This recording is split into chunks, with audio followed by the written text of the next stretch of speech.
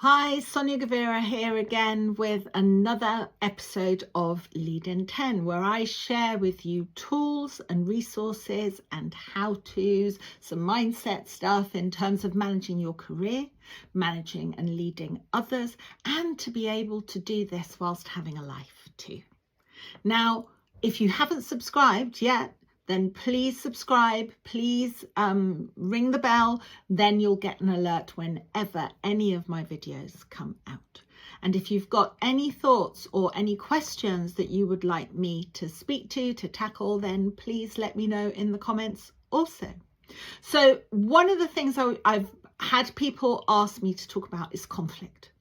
And in my coaching practice, conflict is definitely one of those things that comes up time and time again as something that creates a worry, a fear in people.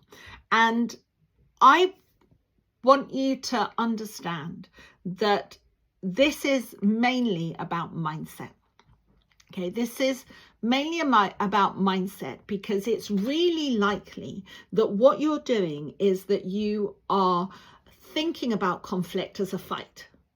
Okay, so the conflict is somehow something where there's winners and losers and there's a fight. And if you do that, then that will activate that sense of having to run away or to fight that you don't want. Okay, so if that is what's happening, then what I want you to do is first do the work to reframe conflict. I want you to think of conflict as people who have different opinions, and that is an opportunity to grow, to learn, to even to create something new. Out of that type of conflict comes the opportunity to innovate. And that's what you want. So what you actually need to do is to create a space for that to happen that is safe.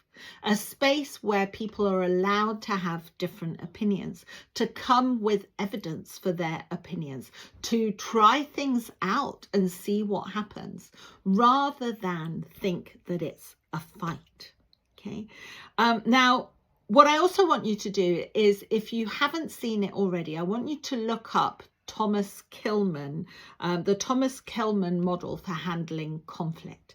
Now, he talks about 5 different styles or modes, if you like, for handling conflict. One is competing. So here there's definitely going to be a winner and a loser. Okay. Then there is avoiding. So are you somebody who completely avoids any of these conversations and you try and slink into the background? Yeah. The other is accommodating. So you always try to go towards what the other person is saying. And then there is collaboration. Okay, and that's where what you're trying to do is have a win-win. Yeah, and then the other side of that, which is the 5th one, is compromise. Okay, and that really, some ways of looking at that is that actually it's a lose-lose.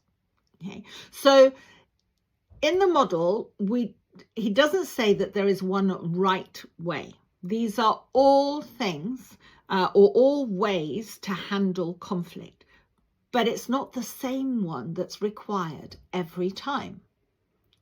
You need to figure out which one is necessary in that particular situation that you're in.